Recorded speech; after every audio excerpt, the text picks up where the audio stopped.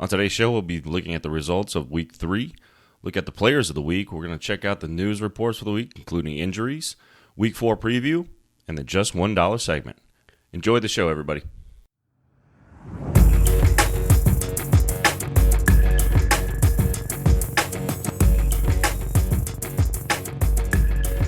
All right, everybody, welcome to the Fantasy Sports Talk Show with Jesse and Lee. I'm your host, Jesse, and I'm flying solo today. Lee is not in the building, so I will hopefully be able to keep you guys entertained for the show. All right, let's start off with our Week 3 matchups. First matchup we're going to begin with is my Vegas team versus Blind Squirrel. Now, I was projected to win this one, and I did pretty handily. Listen, unfortunately, Blind Squirrel has had so many injuries. Had finally a nice game from Derrick Henry. He picked up Greg Dortch, who came through for him, and Tom Brady had a decent day. Those were his actual leaders for his scoring.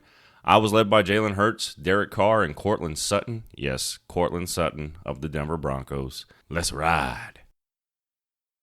Was able to pull off the victory, 120 over 91, to move me to 2-1. I still definitely think that Blind Squirrel has a great team.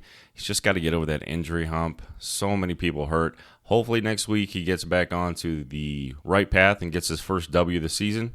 Next matchup is Joe Mama versus Asian Sensation. This one, if you remember correctly from last week, me and Lee were both torn about. I took Joe Mama. He took Sensation to win this. Joe Mama did pull off the victory, 157 over 147.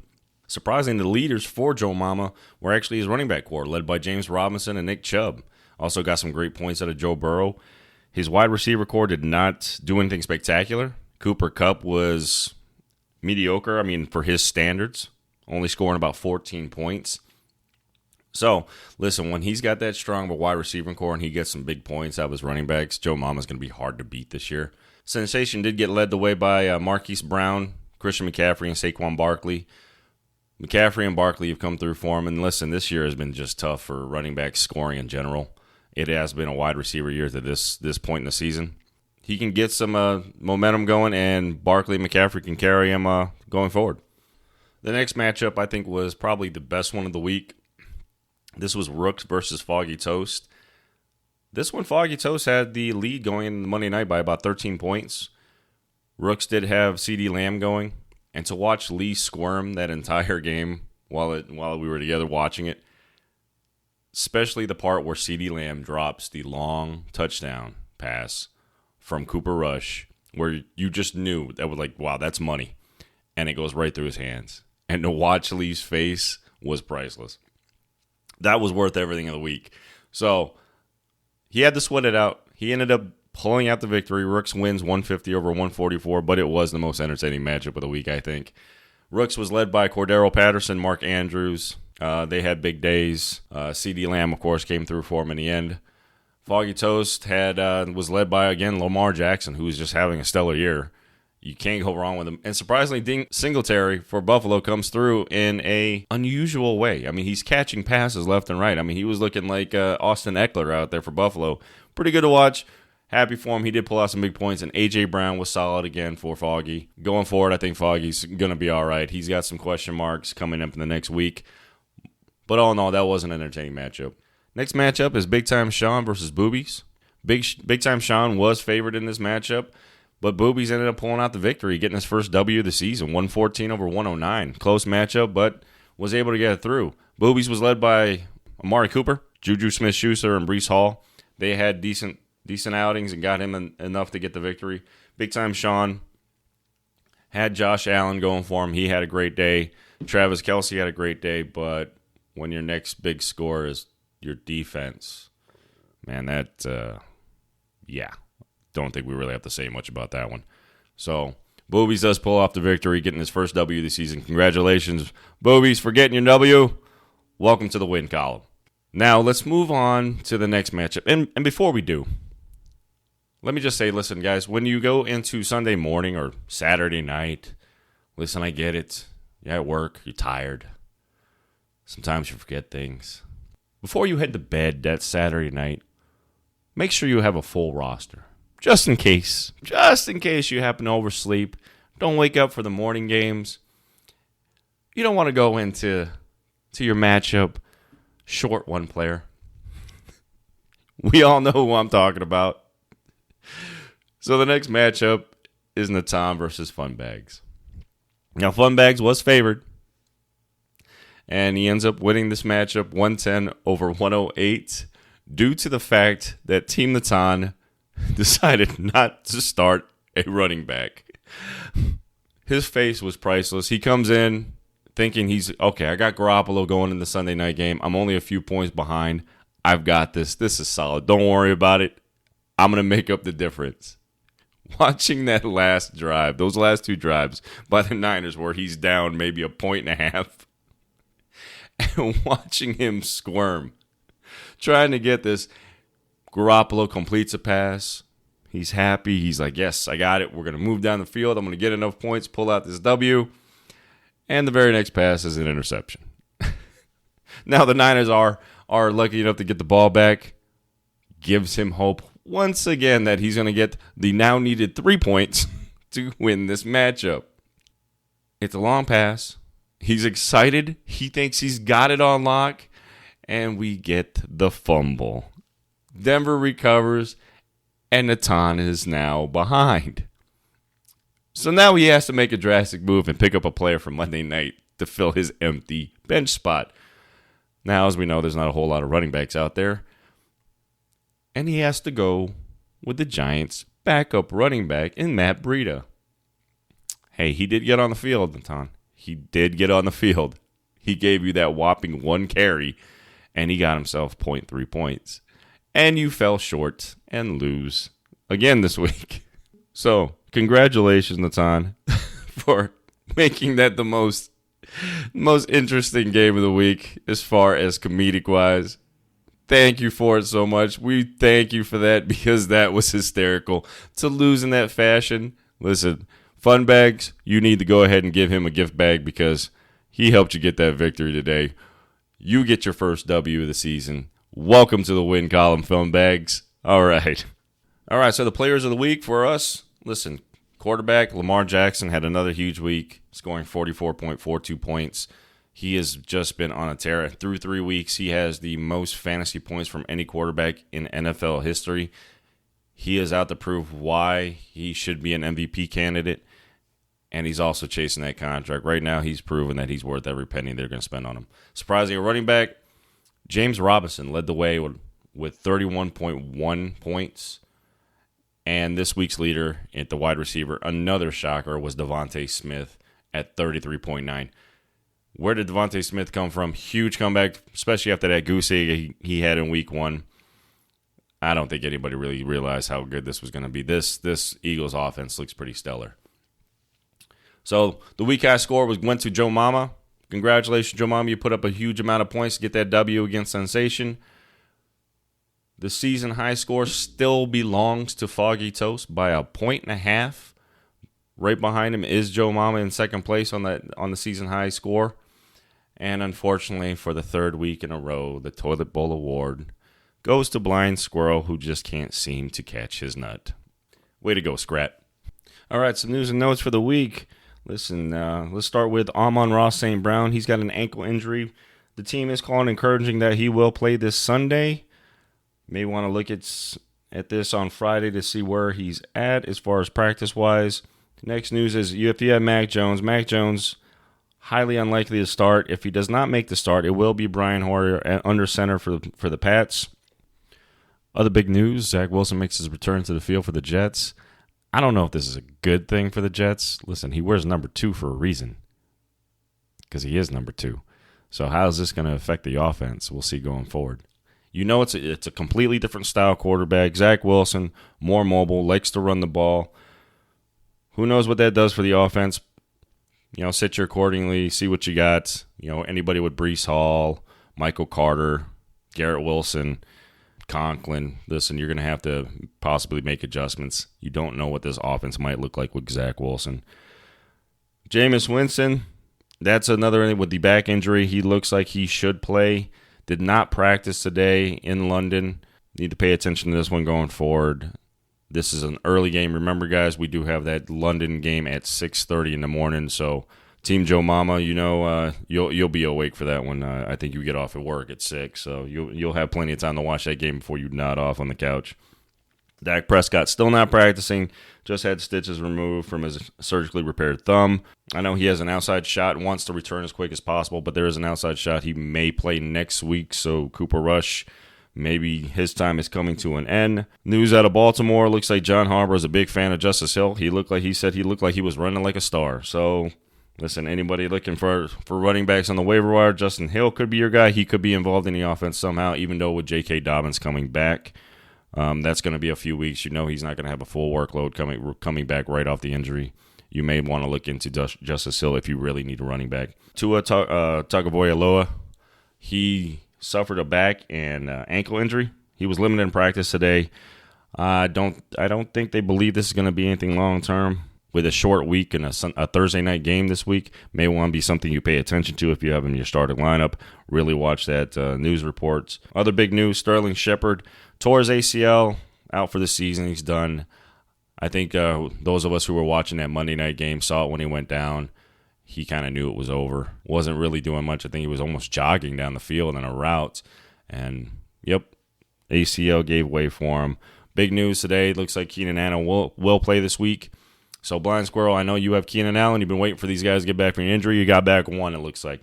Looks like Keenan Allen will be back for the Chargers. Desperately needed. This Chargers offense looks off without him. Very curious to see how much he helps out with that. Okay, moving ahead to the Week 3 preview. First matchup we're going to be looking at is Sensation versus Natan. Looks like Sensation's favored quite handily, almost by 20 points in this matchup. He does have Tua, who is listed as questionable coming into that Thursday night game, something he may want to look at. I know he's got Ryan Tannehill on the bench. He's got a lot of volume players. If they keep it up with what they've been going with the first 3 weeks, he will probably have an easy win. Natan needs some big games out of his big names, including people like Patrick Mahomes. He needs another huge day out of Devontae Smith. He just recently acquired Terry McLaurin. He's going to need every bit of points out of every player he can get probably to pull out this victory. I really like Asian in this game. I think Sensation will pull out the W. Next matchup is Blind Squirrel versus Boobies. Listen, Blind Squirrel is 0-3 on the season. Boobies got the first W last week against Big Time Sean. Blind Squirrel finally gets a guy back from the injury list. He's got Keenan Allen back on the roster. He made some key pickups this week. Boobies is favored to win this matchup. It seems like it's pretty close. It's only about a 6 points difference right now. If Blind Squirrel can get his quarterbacks to come through for him, he's got some good ones. They just haven't found their stride. Matt Stafford has looked okay at times. The big worry is Tom Brady. Tom Brady has just looked very, very bad. And hopefully we're getting Mike Evans back this week. He does have a bounce back. It has been a rough going for Blind Squirrel. He hasn't gotten much out of his running backs. His receivers, of course, have been hurt. So hopefully he gets bounced back. Listen, Blind Squirrel is not out of the playoffs. You are 0-3, but everybody above you, including the last playoff spot currently, is 1-2. So you are not out of it. Boobies. Can Amari Cooper keep his hot streak up and carry to another victory? That's a big question. You do have Deebo Samuel. You do have some decent matchups this week. Big thing is coming in is can Breece Hall with that Zach Wilson-led offense or James Conner come through? I know James Conner's been dealing with some ailments. It seems like a big running back by committee deal going forward. Who knows what they're going to do? Boobies can continue that hot streak with Amari Cooper and get some of his other players to come through for him. Should be a Boobies week. I am actually going to take Blind Squirrel in this matchup because, well, like Natan says, you can't lose them all. So hopefully Blind Squirrel comes through this week, proves me right, and gets the W. Next matchup is going to be Joe Mama versus Big Time Sean. Joe Mama's 2-1 on the season. Big Time Sean is 1-2. Joe Mama, of course, has that dominant wide receiver core. Last week, his running backs carried him through. Can they continue? Because they are pretty much the hottest running back core right now as far as fantasy football-wise that we have in the league. Nick Chubb has proved that he is a high commodity for fantasy football, even though he doesn't catch many passes out of the backfield. And James Robinson has been the glory story coming back from that Achilles injury and really looked really, really good. Jamar Chase and Cooper Kupp, if his receiving core can come through, he does have Mike Evans going. I think he can have a huge week if his receivers come through for him like they should and his running backs stay hot. I mean, he's got Joe Burrow and Marcus Mariota at quarterback, so Burrow's playing on Thursday night. If he has a decent game, this could be an easy win for Joe Mama. Big Sean, he needs his big names to really shine. Unfortunately, he doesn't have great matchups this week. He does have Josh Allen. He needs Josh Allen to really put some big numbers up for him. Marquise Brown is now on his team. He did acquire that in a trade this week. If he can get that volume like he did last week, listen, you can get some big points out of Marquise Brown. I do, unfortunately, like Joe Mama in this matchup. I think he easily pulls out the W. Next matchup is Funbags versus Foggy Toast. Funbags at 1-2 and Toast at 2-1, getting that first loss of the season coming at the hands of Rooks. Right now, they have Funbags slightly favored by about 6 points. I still like Foggy Toast in this matchup. I got to say, Lamar Jackson just looks phenomenal this year. Looks like he's on an MVP course. If he can get some of his other players to come through for him, he'll be fine. Lamar Jackson, though, does play Buffalo. Let's see how Buffalo's defense holds that up, especially coming off of that game against Miami down in the heat down there, and everybody just looked exhausted. I believe Stephon Diggs said he had full body cramps. He had 2 IVs after the game. It's that was kind of dangerous to watch these guys go out there and crawl off the field in that fourth quarter. So interesting matchup. See if Buffalo can hold up. See how they recuperated this week. I don't like the rest of his matchups. A.J. Brown might have a decent day. Devin Singletary, of course, going against Baltimore's defense. Baltimore's defense hasn't looked stellar, especially against running backs this season. Funbags does have some key players. Rodgers looks like he's starting to find some momentum with some of his young receiver core. So his point total should be pretty much where projected, hopefully. The biggest name concerned I have is Austin Eckler. Eckler, what was it, 4 carries for 5 yards last week? Yes, he had 8 catches, but he's not catching the ball down the field. He's not getting big chunk yards. It's just not the same person we saw last year, and especially if you were spending first-round draft capital on this guy. He hasn't really come through for you. I think it's high alert. I don't know what you do with Eckler. Do you try to move him, try to get something for him? I don't know. Or do you just kind of ride it out? Another matchup, of course, Michael Thomas playing in London this week. He is questionable with some injury news. I don't necessarily listen.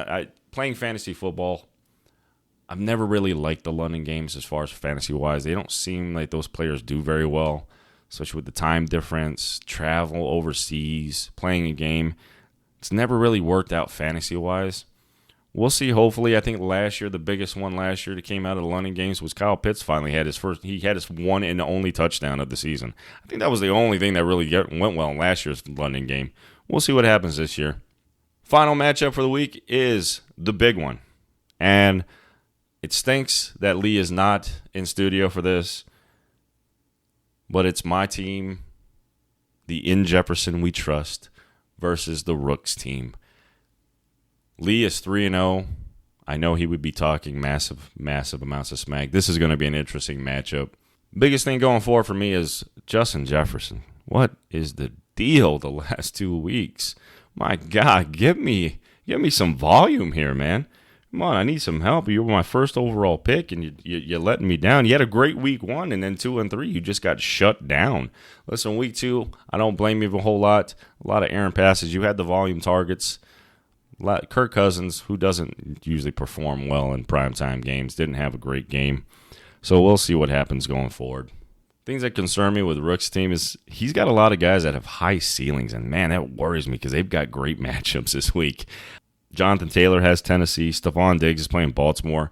We saw what Tyreek Hill and Jalen Waddle did against them the prior week. He's got CeeDee Lamb going against Washington. Washington is not known for their defense this year. Listen, it's all about their offense. They're having to throw the ball. He has Michael Pittman going against Tennessee. He has some weak quarterbacks, but they actually have good matchups this week. Geno Smith's got Detroit. Geno Smith has not looked bad. Only thing that may be going right for me there is he is on the road in Detroit. Let's see how he performs in front of a hostile crowd rather than the crowd in Seattle. It seems like he's so far through the 3 games, it looks like he's played better at home than he has on the road. And he also has Matt Ryan going, so he's got the hookups for Matt Ryan and Jonathan Taylor and Michael Pittman going. If Matt Ryan has a nice day, this could be a tough matchup for me. All right, now for our favorite segment. It is the Just $1 segment we got this week. Last week, Lee got the W. He had the team of Lamar Jackson, Jonathan Taylor, and Stephon Diggs going. They tallied a total of 65.92 points for the week. I went with Josh Allen, played the hot streak with Saquon Barkley, and I had, sad to say it, Justin Jefferson, who got me like a whopping 2 points. Gave me a total of 55.2 points on the week. So Lee gets the first dollar victory. This week, I did hit Lee's picks for the week. He is riding the hot hand with Lamar Jackson. He's going with Christian McCaffrey. And surprisingly enough, he's taking Justin Jefferson this week. I went with Josh Allen again. I just like the matchup. Saquon Barkley, he's just rolling. I'm going to stick with those two. Those two have been solid. I just think they have a big week. I was going to go with Christian McCaffrey, but I let Lee choose first, and of course I had to find a second one. I just couldn't find anybody else I liked. I'm going to go with kind of a dark horse at the wide receiver. I think I'm going to go with Mike Evans. I think he's going to come back from that one-game suspension with something to prove, and the fact that Brady really doesn't have anybody to throw to, I think you could see a big week from Mike Evans, so I'm going to roll with Mike Evans. Thanks for joining me on the solo show of the podcast this week, guys. Lee will return next week, and hopefully we have the Asian sensation joining the podcast with us next week. Make sure you guys get your lineups in. We do have the overseas game on Sunday morning at 6:30 a.m. That's on. We're all talking to you. Make sure you get a full lineup started. Anyways, guys, thanks for joining us. Enjoy your week. Keep your eyes out on those practice reports. Make sure you guys are playing that week. Everybody, good luck this week. I'll see you next time.